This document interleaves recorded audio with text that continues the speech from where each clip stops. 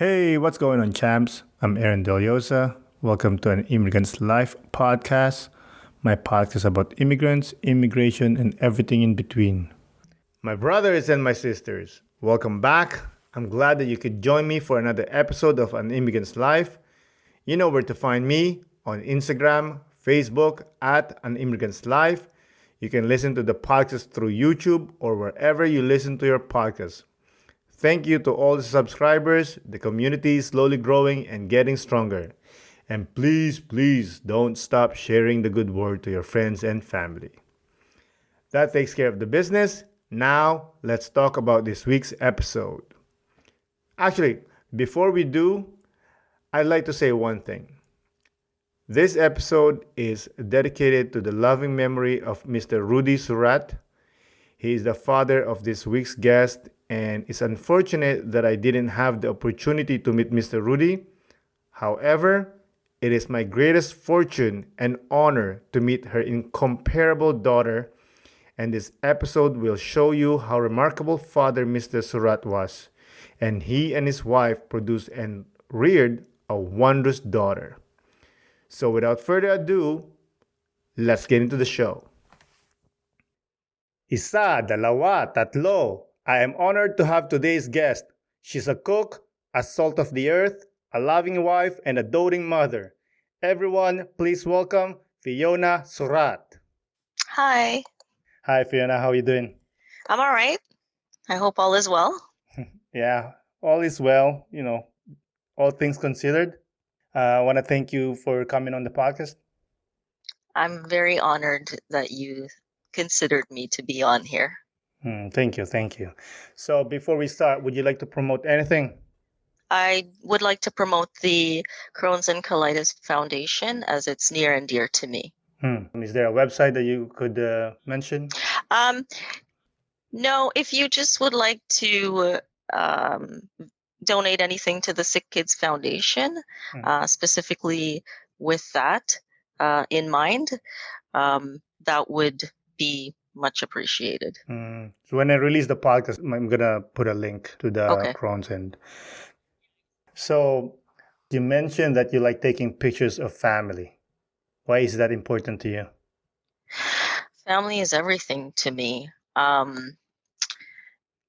It's my roots. I was raised by many aunts. I grew up in Trinidad and Tobago. And when I say grew up, I think it was the formative years from 1 to 10 that I knew the importance of community and the relationships surrounding that. Because when that saying that we take for granted, it takes a village, it really rings true, because you're influenced by all the people that you see are surrounded by. And that was what I knew. My great-grandparents had, my great-grandmother, had 24 children and 21 survived. 24 children? Yes. And they were, yes. Well, let's take a minute. Is that right? 24 kids? And 21 survived. Yes. Whoa. And and they were voted the best grandparents in Trinidad and Tobago, featured in a newspaper, that article that I was trying to find, but I'm talking over 30 years ago. They've passed, God rest their soul. But the fact of the matter is, she bore these children and they lived off the land. When we talk about self-sufficiency and living off the land, I remember counting over 30 fruit trees in what I would say a plantation. They lived maybe 10 minutes walking distance from the beach where the sons went fishing. They ate, they grew their crops. So I didn't grow up close to them, but going there was an experience. It just solidified more and more and more of the importance of family. So taking family pictures has always been something that I love to do, and it's very spontaneous and sporadic. And it's only now that the ones around me truly appreciate it because I have very random videos or pictures that no one ever thought existed. That's cool. Yeah, I like those surprises. Yeah, Yeah, it's beautiful. It's like a beautiful gift.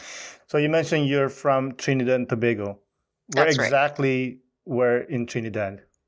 So the interesting thing about me is that I was born in the capital city, which is Port of Spain, and I lived there for just a couple of years. But my parents are from South Trinidad, Hmm. and it's more countryside.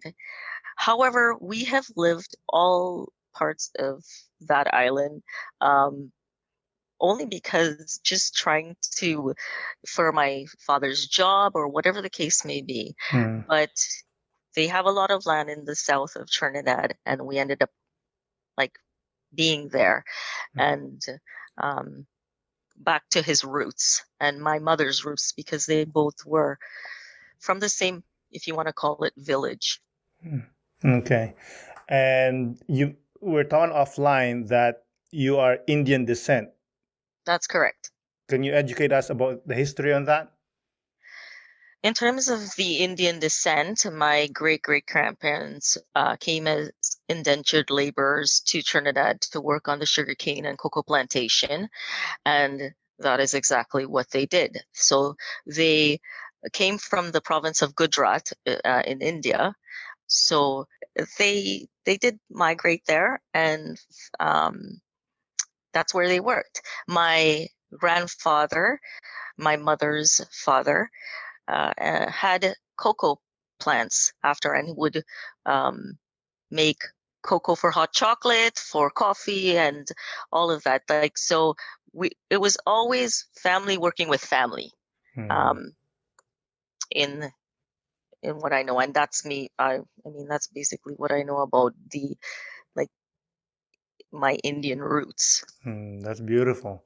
So, what did you enjoy the most growing up in Trinidad?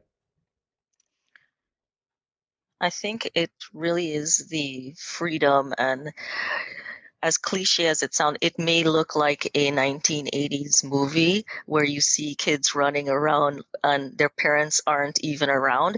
They don't even know where they are the entire day. They show up for dinner, that kind of thing.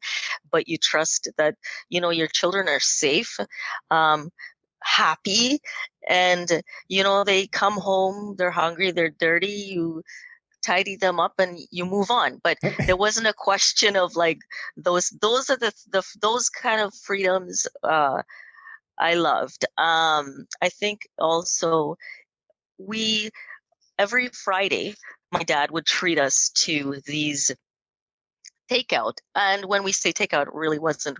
He would get us our favorite meal. We'd get a watermelon parked by the sea and have our Mm. dinner and then get fresh ice cream. So those are my memories that of Trinidad, that it just seems so innocent and um, beautiful because nature and family and just that whole carefree. But don't get me wrong, like there was a lot, like education was huge. um, but that's not the best part of growing up, for me at least, in Trinidad. Why? Oh, my father was a teacher, and Mm. education is huge for, I would just say generally people in the West Indies and Caribbean parents. You know, you knew your timetables as well as you knew your ABCs. So that's just how it goes hand in hand. You knew cursive, penmanship was important, Hmm. punctuality, respect for elders. Those are the things that it was a given. And I think um, I I like that and I respect that Mm. about growing up. How, again, going back to education, I don't remember a summer I wasn't enrolled in a private school or after, or, you know, before or after school, even during school, just because it was the competition for schools and level of schools, because it's graded, the system is much different than the Canadian system, where at a young age you have to write exams and have a very high mark, and you choose your 4 schools based on what you think you could possibly get into. But the preparation for that is years. And we're talking, I left Trinidad at the age of 10. I had already written my first exam and I passed for my father's school, which he taught, and he loved it. My mother, she thought he worked for an amazing school, but she's like, you could have gotten a little bit better. But it was the best for him because he thought, you will be watched 24 hours by all my peers. And him. And him. So it was very competitive. And I value that. That's beautiful. I love that you mentioned about community. That, you didn't really have to worry about your kids because the community is watching your kids. Exactly. The aunts and the uncles that you don't even know your aunts or uncles, but you call them anyway. You call them aunts and uncles. Like that's just a given, right? You don't know them, you say uncle or auntie. It's beautiful. It's beautiful. So now you mentioned that you moved to Canada. Where do you live currently? So in Toronto. Toronto. And who moved to Canada first? My father. Well, there's a little bit behind that. My father studied in Winnipeg in the 70s, and he was studying to become a doctor. And yeah, and it's a process. So he went back home on vacation just on vacation. He completed his BA and everything. And on vacation, the same village or I don't know where, he saw my mother. And like I said, they were from the same area, but she was a sophisticated young lady, and she always had a crush on him. And they saw each other. He asked her out on a date, and then that was it. He never came back to Canada, so he ended up staying in Trinidad. Not to my mom's liking, because she wanted to come to Canada. And then many years after, in 1988, he decided that he would come here. And he came just a couple months before just to see how it was like. And he was 45 years old. So it took a huge transition. And he was doing very well in Trinidad. There were big plans. And so that thought of like uprooting to come back and start all over with your wife and 3 children was a tough decision, but he did it. So that was when we migrated. So even though you guys were doing well in Trinidad, he still moved. Yes. Why? I think because he thought that we would have more opportunities in Canada. And that was essentially it. Not a better education, because that came after when I saw what the education system, and not to knock it, it's just not up to par as it should be. And especially if you're coming from like other countries where, you're way more advanced. You come here and it's like, okay, it's very lackadaisical. If you want to say, it's just, anybody could get into a university. Like, to me, I think when you say you have a university degree, to me, I'm not really impressed, because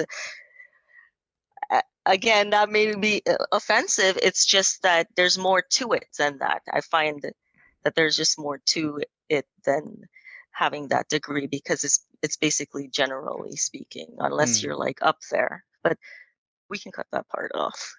I would like to cut that part off. Why? Because I'm not knocking the education system. It's just that it's disappointing. And and more so, it just continues to be more so where I am now the parent, the teacher, and everything else, the principal and everything, not because of COVID. That had existed prior to that. It's because the expectation that teachers have on parents is that, well, you need to, step up your game with kids, right? However, they're in school certain period of time. So it's done other places and it's done effectively. It's just not the same here. That's all. Yeah, I agree. So let's go back to you coming to Canada. Can you tell the story about a phone call with your dad before you moved to Canada? Oh my God, of course. That's an amazing question because he had called to ask me what I wanted when I came to Canada. And I said what I wanted was a Black Forest chocolate cake. And that's what I wanted. And we got here and there was a delay in the Miami airport. Like we had to a slight delay and we got here. But he bought the biggest slab of Black Forest cake that I had ever seen or even thought of, right? I thought, is this a party? But yeah, let's just say that 3/4 of the cake unfortunately didn't get eaten because it was so much, but it touched my heart. Like he was like, I was so happy. He's like, this is for my girl, right? So my baby doll, like as he would say. But yeah, that was my memory. And it's hard for me now to have Black Forest cake. Yeah, I love the story. So I'm assuming you came with your mom and your sister. And brother. And your brother too, okay? When did you arrive in Canada? How was that? It was, to be honest with you, it was fine. It was scary, but at the same token exciting because at 10 years old or almost turning 11, you know what your parents said, that you're moving, but it doesn't really set in that you're actually moving. So coming here was like, I think I'm still in the mindset of vacation. So it's really fun. I traveled overseas before with my dad and my parents. And so I was like, oh, okay. It was a wow moment. But that was short-lived. Why? Because it was different. I thought, I remember we got to where my father was renting, and there was 2 rooms, and it just seemed bare, and there was no TV. My brother and sister were very little, so that's the first thing little kids, they want to look at cartoons or something, right? And that wasn't there. And the next day, it was really literally the next day, he took us on the bus. And we had a really nice car in Trinidad, brand new car. So I was like, why are we taking the bus? And You then spoiled little girl. yeah, I thought, oh, why are we taking this bus? And then, okay, it's exciting, it's cool. So we're on the bus, and then we go, and then we get to the store, and he buys the TV, and we're on the bus, and I'm sitting there, and I look at him, and I said, Dad, are we poor? And then I felt like as soon as it came out of my mouth that just heartbroken, because I saw the look on his face. And then he just looked over and he said, no, sweetheart. He's like, no, no, no, not at all. We're not poor. And I think we've had many conversations. That's something that stuck in my mind and his mind, because we've talked about it, or he's mentioned it. And it was, I guess, more of a drive to get it going. And that's like the immigrant mentality of, I came here for a reason. I came back for a reason, actually. And I got to step it up. And my child thinks we're poor. And right away, an educated man, having a Canadian degree, was working as in factories as a security guard, and had to go back to school and get his like certification, and he went into social services. So at that age, and he was there in class, doing all the 21-year-old, they were like saying, hey, you know can you do my homework for me? And he's all right. What like that was it, right? So he's like, it was difficult being in a classroom where you're the eldest and you're older than the teacher, right? So Yeah. So he had a side hustle.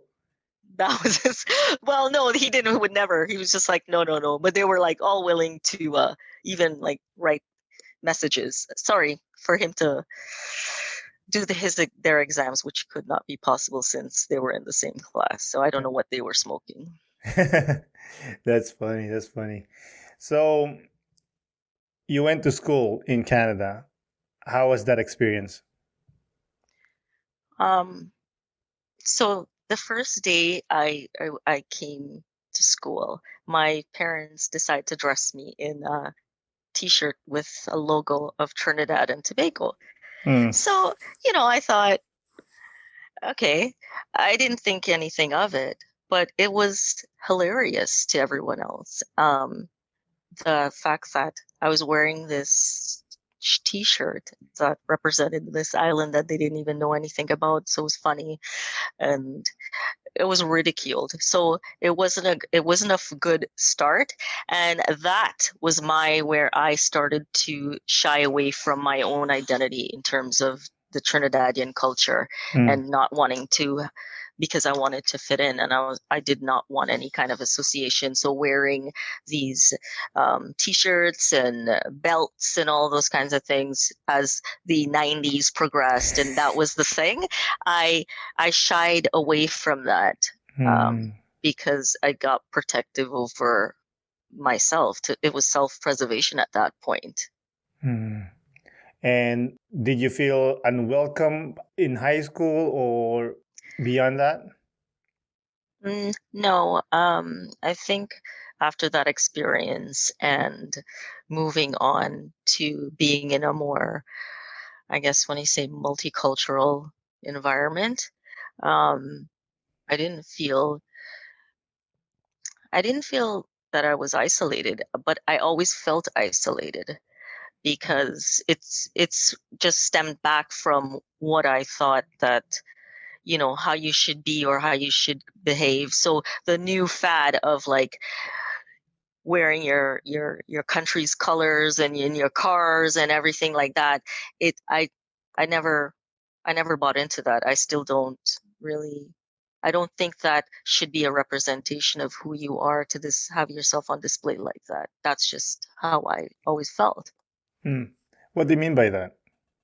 Well, I don't think with me wearing a Trinidadian T-shirt or something, or waving a bandana, really will say that would give me more credence to the fact that I'm Trinidadian, or of that like culture. Those are my roots. So that's a misconception, I think. Why do you need to do that? Like, why do you need to put yourself out there so hard, and to say, here, look at me, this is who I am? If that's who you are, it's who you are, not what you, from the external aspect of it. That's your heart. My heart is Trinidad. I don't need to put it on my car or wear it on my t-shirt. I like I'm that. a Trini to the bone. You know what I mean? My accent is that is my salute and salutations to my people. So that is core to me. I love that. I love that you said it, because I am the same. I don't do the flag. I don't do the T-shirt, and I don't do that.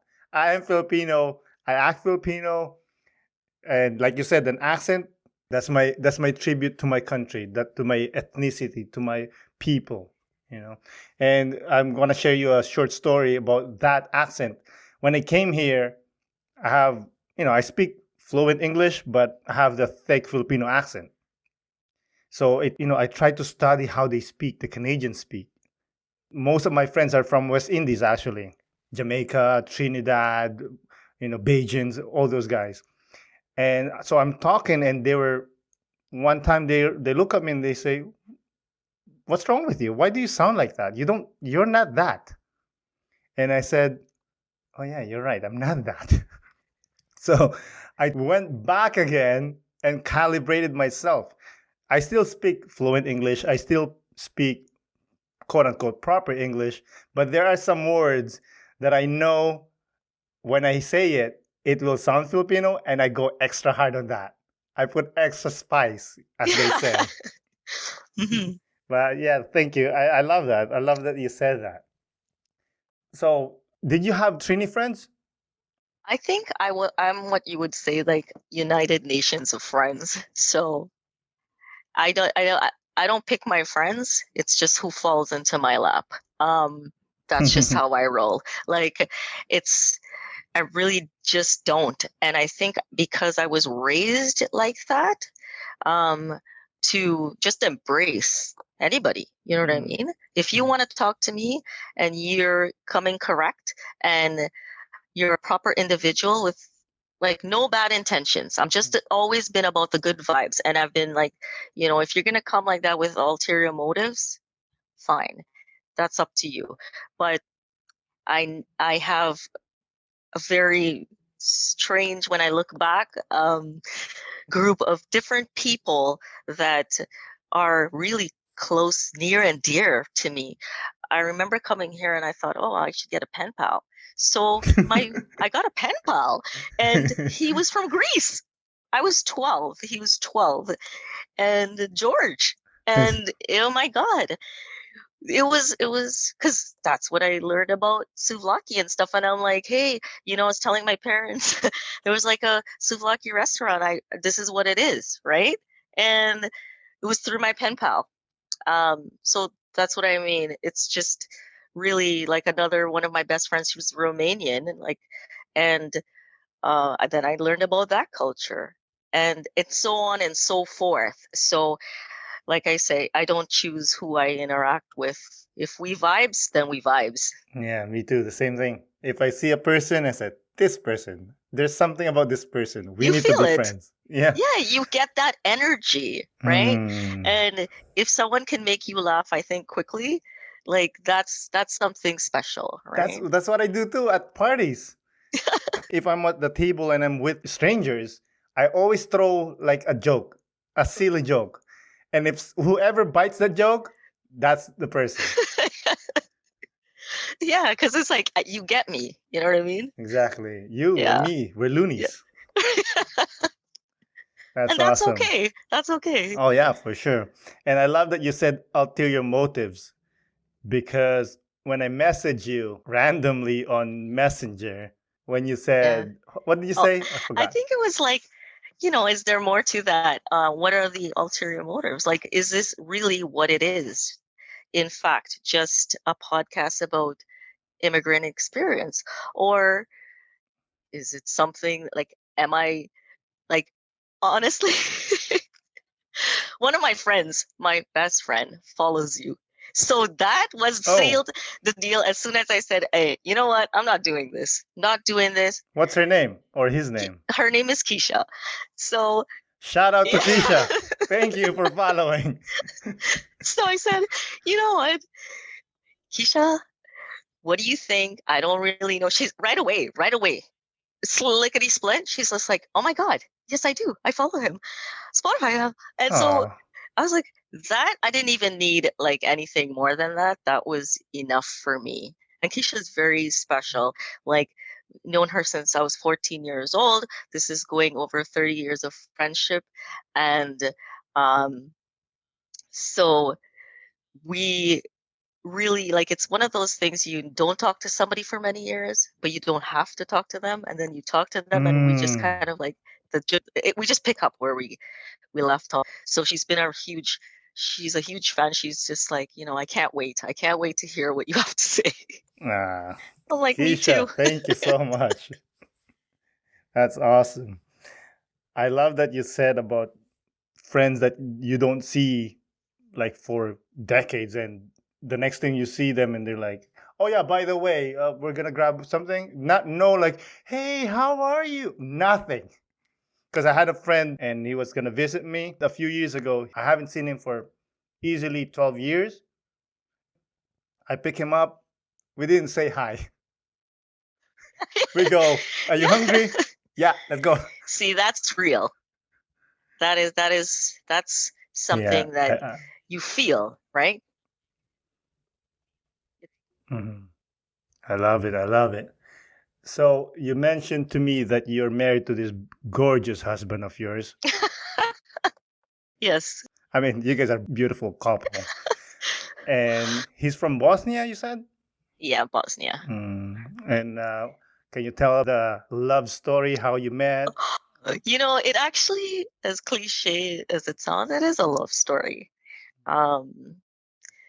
It was back in 2001, August 11th, Hmm? and there was the club on Richmond Street in Toronto called G Spot. I was like, is that true? Is that right? Yeah, it is true. So, yeah, we both didn't want to go there, and we really were kind of coerced into going there by my cousin, his friends. It was packed because it was after the weekend of Caravana in Toronto. So the parties were hard and heavy, still going on.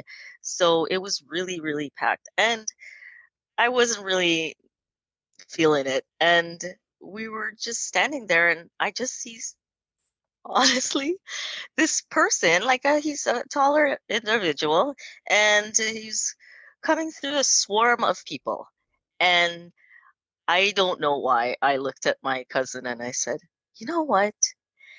If I ask for one wish, that would be my wish, that I would get this guy.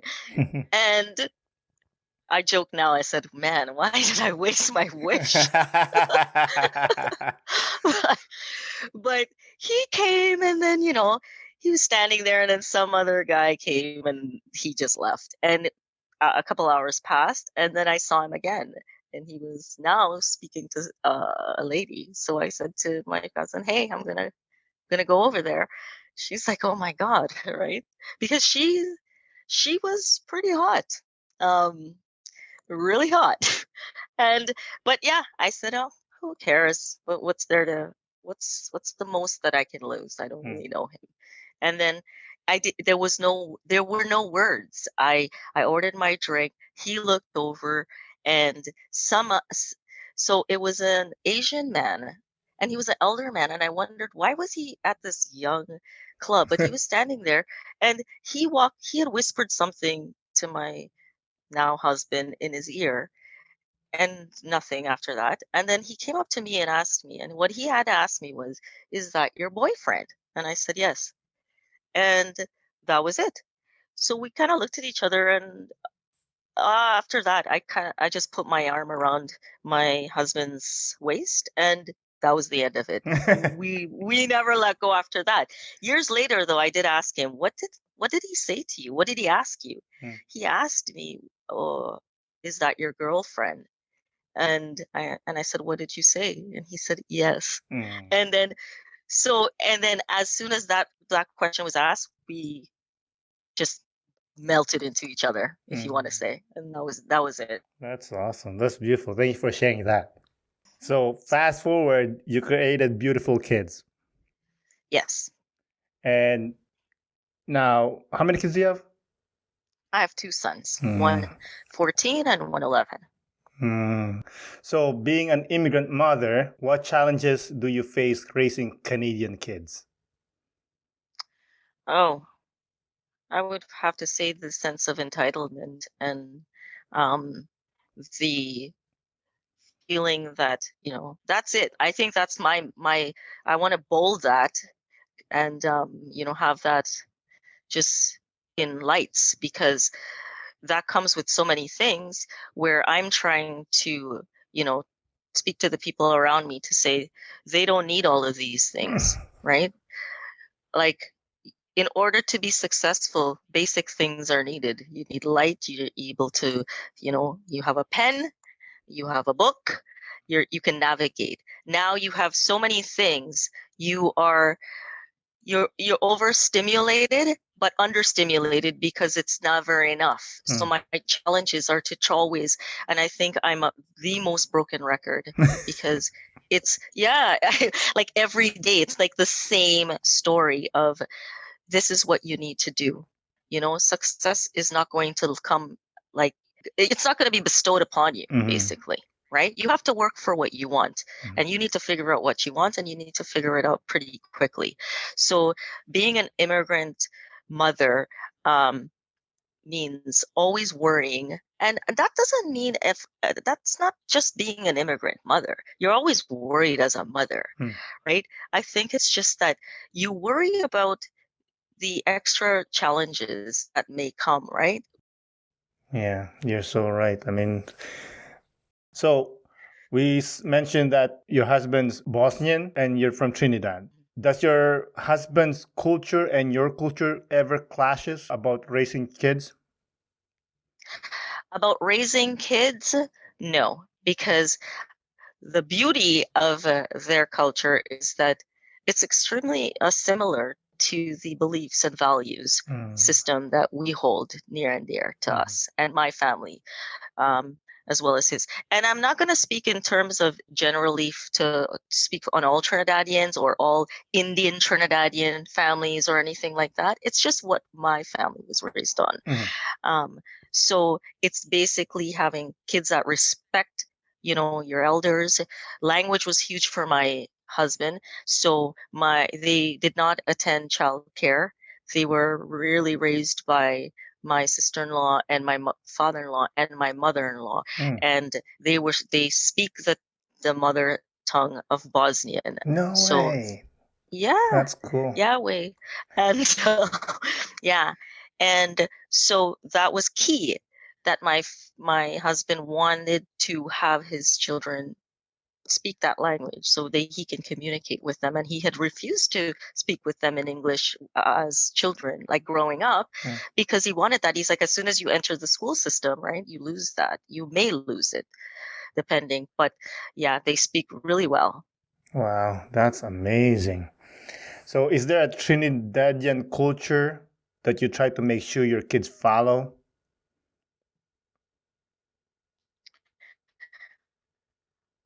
I don't know in terms of culture. I think it's just, again, going back to family, right? I think we are very we hold that, like that's gold, right? If you have a solid family foundation and you're raised the right way, because you always reflect back on anything, you look to your family members for support, resources, medicinal advice, like they're wise in what they have to say, aunts, uncles, everyone, right? So the culture is respect your elders, have a good time. Don't take life so seriously, but at the same time, don't take it for granted, right? Look at your opportunities, seize the moment. I'm not the irie kind of like, everything is all irie, because let's get real, it's not. That word for a long time. I don't even know where that came from. I don't know either. I asked my friends, they don't even know.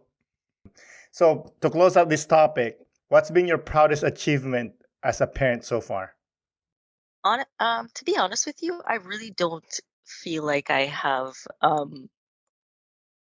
I've yet to feel that. Well, no, it hasn't. Oh my gosh. Can I stop that? So good. Ah, You want to move my on? proudest achievement? No. Okay. My proudest achievement was when my child's essay got featured in one prize in Ontario for the best essay in terms of his dealing with the battle of colitis. So it was an award-winning essay that he won, beat out like all the other grades. He was grade 7 at the time, and was shocking. I think why my memory is kind of blurred about that was because when I got the news of that, I also got the news, the most devastating news of my life, um, about my father Mm. and dying. So that's why I thought it's masked that whole great moment in my life. But I know it's on my Facebook. Yeah. Because in that moment, that was how I felt. And now it's, everything comes back always to my dad. Mm. So you told me about being born into social service. Is that what your dad did for a living? Yes. Mm. If he ended up doing that, and I ended up following in his footsteps, working for the same region as he did. So you mentioned you work with refugees daily and immigrants. What do you mean by that? Exactly what it is. When new immigrants come in to the country and they need support, I'm not going to really go into what exactly I do, but basically they're at our front doors. And so I'm seeing firsthand what the needs are, the struggles are, not only firsthand, but throughout the years until certain things can be decided with their status in Canada. That's awesome. You're a saint. No, not at all. Not at all. Not at all. It's it's really hard when you see people that are highly educated, that are foreign trained professionals, that are highly skilled, that come under the guise that this is the land of gold. And yes, it is the land of opportunities. I am grateful for being here I'm always grateful every single day. However, it's very tragic when it just, the dreams and the hopes, it doesn't happen for many. And when you have a doctor, Uber driving it or door dashing it, and there's like, I got mouths to feed, I was at the top of my game back in my homeland. What do you say to those people? That is a daily struggle. All you can actually do is just, empathize as best. But because I'm I can relate in terms of watching a very successful man come and have to be humble. You know what I mean? To be able to get to where he got to, which, and I'm referring to my dad again, that now you got to pull up your socks and say, okay, decisions need to be made in terms of what I'm willing to do in terms, like get accredited, switch gears, change professions, start over. So it encompasses a lot, and I am happy to be part of their journey and to see successes. And sometimes, when I say, I hope I never see you again, I never mean it in a bad way. It just means that I know that you're doing really well, and I don't have to, really worry anymore. Because it seems like it's always, even though they're like, separate yourself from the job.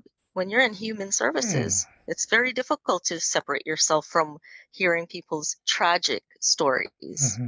So my job isn't about good times and having good stories every day. You have to mentally and physically prepare for that, because every day is a different day. Yeah, you're so right. I mean, thank you for sharing that. That's beautiful. So let's talk about your dad a little bit. You said he's your superhero. Yes, he's my superhero. I remember I was in grade school. I think it was grade 6 or 7, and we had to do an essay, and I wrote that my superhero was my dad.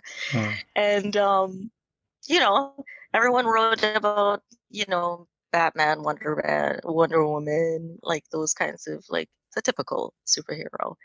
And not to throw shade to my mom, but it was because I just like I really thought he was my superhero, and because he was able to do things in a fashion that you would never know that anything was wrong.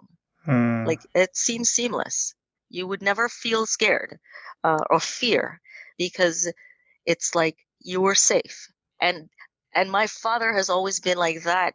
Like, I always felt safe knowing that he was around as an adult woman. Like, sometimes, there's things I need to talk to him about, and I'm like, wow, it's just, sometimes it's just a conversation, right? So that safety was what I think a superhero can do for you, is to be able to make you feel comfort, right? So somebody had said that to me at work, one of my clients, and that really brought me to my knees, because tears. It was just like, and they were like, "Oh my God, that was a great thing." And I'm like, "It was absolutely amazing, but I'm not your superhero." They didn't know that it was near and dear to me, right? To be looked upon like somebody like that. Um, yeah. But you are a superhero to them. To this individual, it thought that I was there, and I tried to be in the moment, to be present, to focus on that individual. So I think it's important. Doesn't matter how big your caseload is, or whatever the case may be, when people know you know a little bit about them, there's more trust, and there's more willingness to share, and then we can move forward that way, right? And I think the most important thing for immigrants to feel is that trust, right? They become humans to you, not just a number. Exactly. And that's what they are.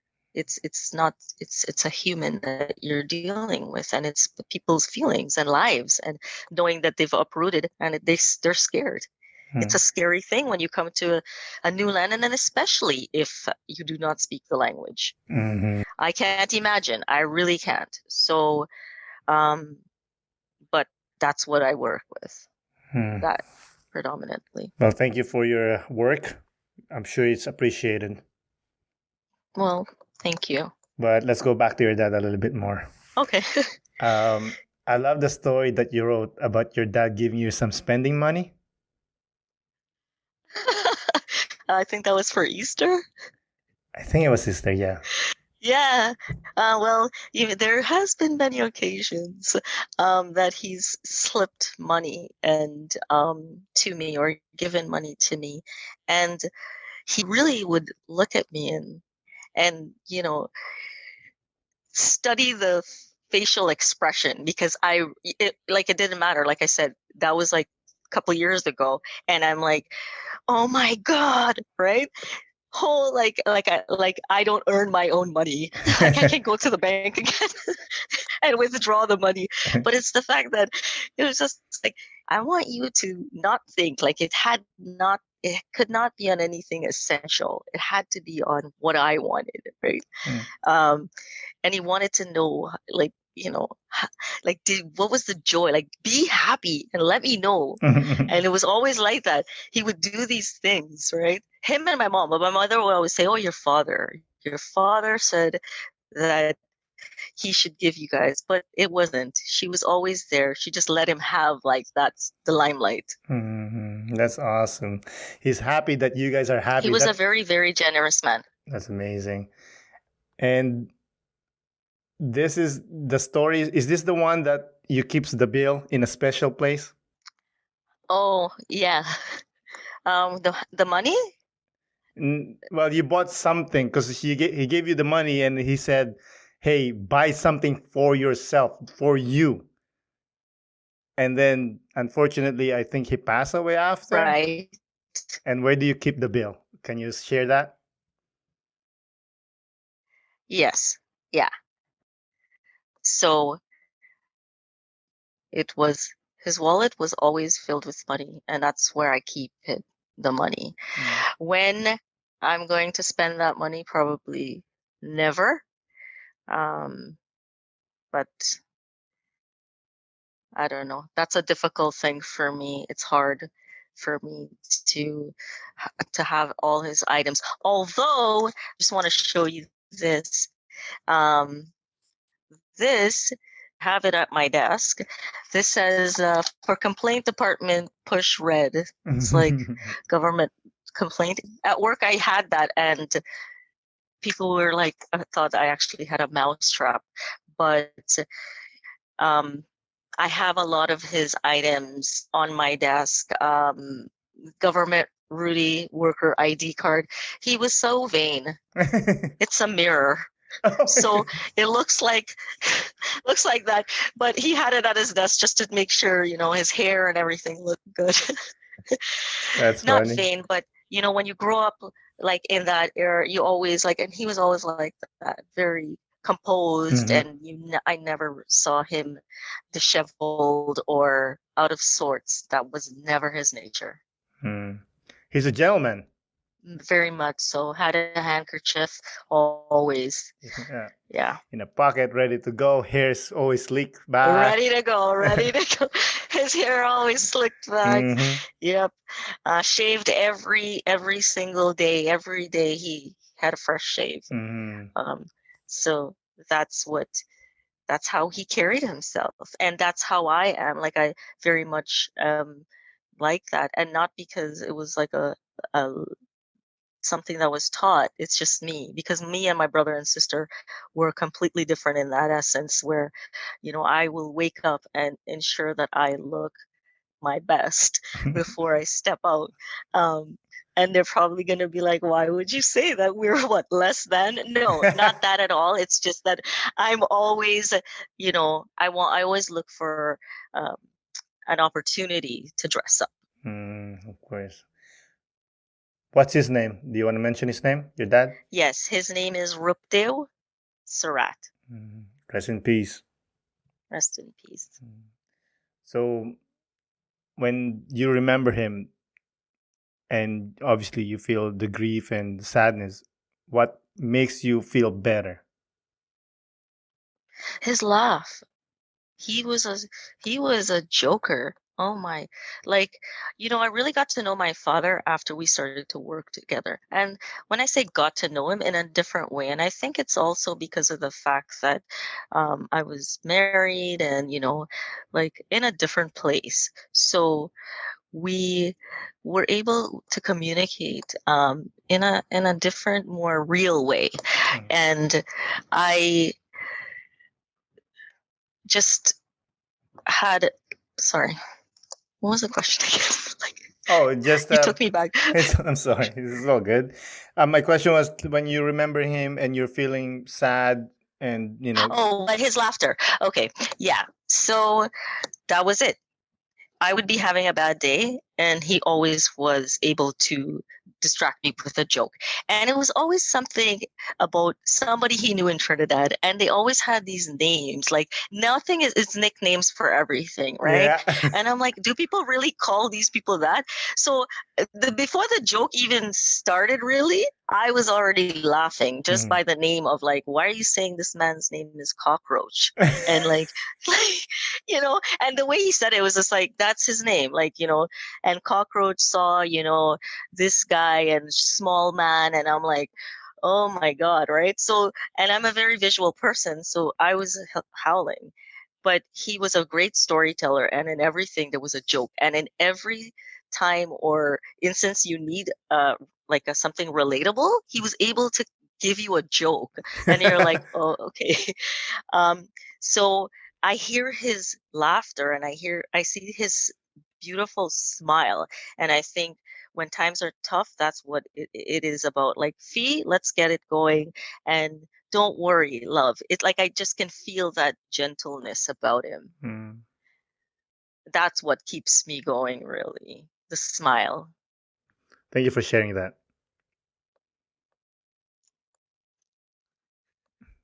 So, You okay? yeah, I'm good. You want to take a minute? No, I'm fine. You're good? I'm fine. All right. So, let's leave your dad. He's good. He's good. We're getting there, so I want to close up with another topic. You told me you love cooking. Yes. What do you love about it? I love that it's not baking. What's wrong with baking? I like baking. I think it's and baking is great. And my mother, I think, is the best baker in the world. Shout out to Leela Surat. She's awesome. But baking is a science, and it's about exact measurements and stuff. And yes, you can play around with certain things, right? Cooking, I'm more artistic, and I will take a recipe and deconstruct it and reconstruct it. And I just love the fact that with growing up, my parents both cook. They're very well, they're both excellent, I would say, chefs in their own nature, but they do things very differently, and they own the kitchen. So the opportunity to cook at home was very limited, and it was a lot of pressure because if I made something, it's just like, well, there was a lot of criticism to a certain degree. Not like it was bad, but it was kind of like, well, we don't really eat like this, or that kind of stuff. But when I moved out, then I had my own kitchen. It was like the world is my oyster. The grocery store up to now, well, not up to now, up to March, was my best friend. Perusing the grocery store was my de-stressor after work, because it was discovery of ingredients and then cultures. And Food Network channel, I'm a devout fan. So, combination with all of that, and just the love of trying different foods, or cuisine, just piqued my interest, and that it's just next level. Like, I will eat, dream, sleep recipes. Like, I've like, always, like, I'm always thinking about what to cook, how to present it. It consumes me, and yeah, in a good way. Yeah, in an artistic way.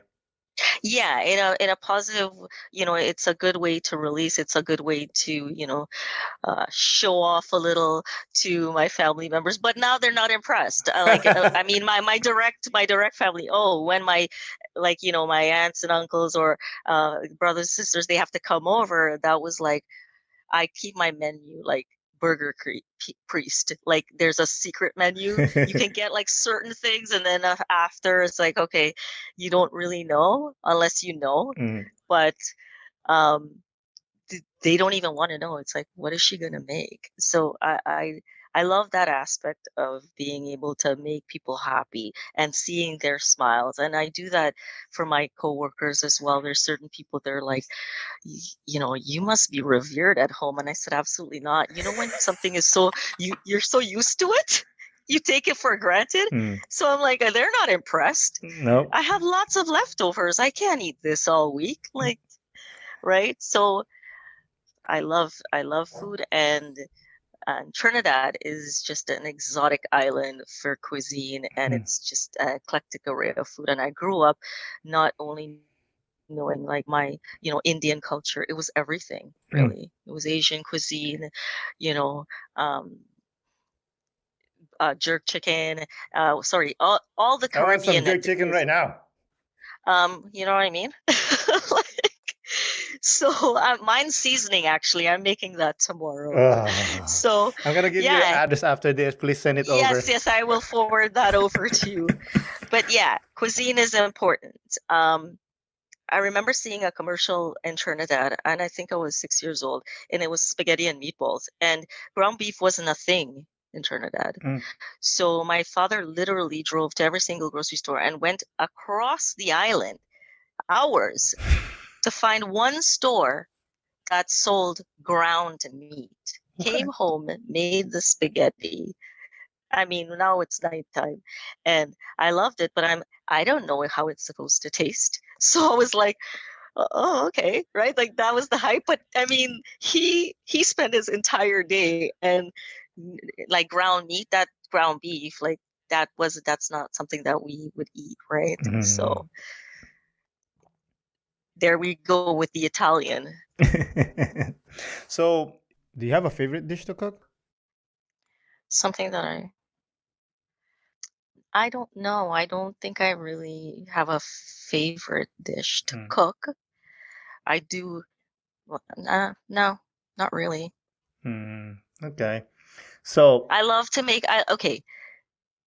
I'm really good at making my pepper sauces, like my hot sauce. So I like making that, and what we say green seasoning. So green seasoning is like the Trinidadian staple of putting, blending together all the seasonings, and then that is what you would coat on your meats, whatever it is. So I do those kinds of things, but I think generally I just like to cook. you're an artist. I consider myself an artist. My mother considers me an artist. There you go. That's what matters. Yeah. Mommy said it. She said it. Hey, my mom thinks I'm cool, so I think I'm cool. Right? You know? Mama said so. Exactly. So, if you befriended someone, what dish would you cook to make that person know that you love them? And why that dish? I think I would make them a seafood dish. Why? Mm. Because I think they would think that seafood is special. It's more expensive. Hey, I'm being honest. I would probably do like something like a seafood stew, similar to a paella. We would say pilau, but I would use seafood instead of the typical chicken or beef. That's what I would do to impress them, with a nice like tropical salad and the condiments, which would be the hot sauce and all of that. That would be something I would do. Maybe some fried plantains or an addition. We can go on for days. I know, I can tell. But what's that? I don't know the name of it, but it's like a pie, but it's like macaroni pie? Yes, that's it. My wife loves that pie. She always pressures me to ask my West Indian friend. I'm like, I cannot ask them all the time. Yes, my son Kenan, that is his like, when are you making macaroni pie? And like everybody has, like, he's had it a lot of different places, like, but for me, like for him, I make the best macaroni pie. So that's his opinion. Oh yeah, mommy makes the best. There we go, and I'll take that. It's funny because a friend of mine asked me that. He said, "Oh, where's the best Filipino restaurant in Montreal?" I said, "At my mom's house." Right. I'm not gonna say some random restaurant that I don't know about. Yeah. Yeah. So lastly, let's close it up. What's your tip for people that want to learn how to cook? Don't be intimidated by ingredients. Take it slow. Keep your stove on a low level and please use some type of agent, meaning oil or butter, before you put dry meat into a pan and expect some type of result. So that would be my first tip. And it brought me back to when my sister started cooking. And I said, "Did you put like oil or anything in the pan?" And why would I put that? Like, I said, "But how is it supposed to cook the meat?" Or like, you don't, no one's saying drown it. You're not frying it, right? So I think first and foremost, never be intimidated, right? Because again, like baking is a science, cooking is for you to explore. And there's no right or wrong, right? My seasoning can be what, like, the epitome of seasoning, where the other person can say, that's way too much seasoning for me. I'm not used to that. So it all depends on your palate. So that would be my advice, to go with what you know. Don't try to don't try to go 100 when you're now starting off, right?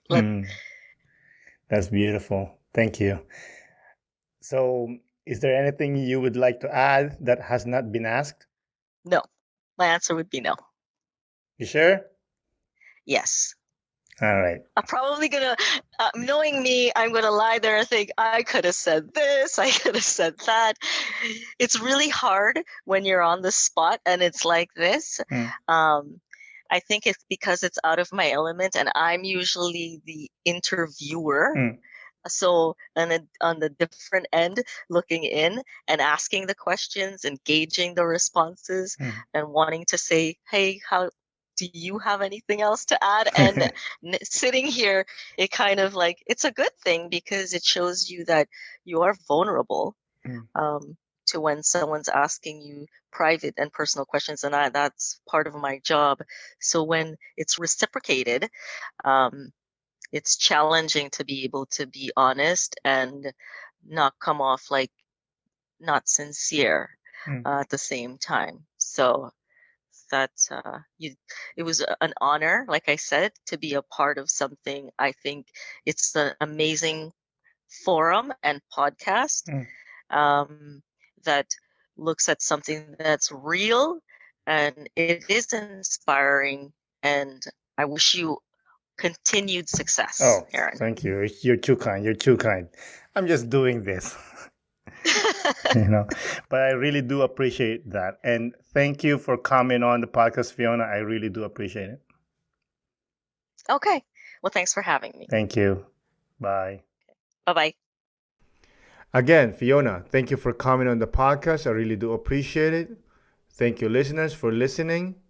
This is Aaron Deliosa for An Immigrant's Life. I'll see you guys later.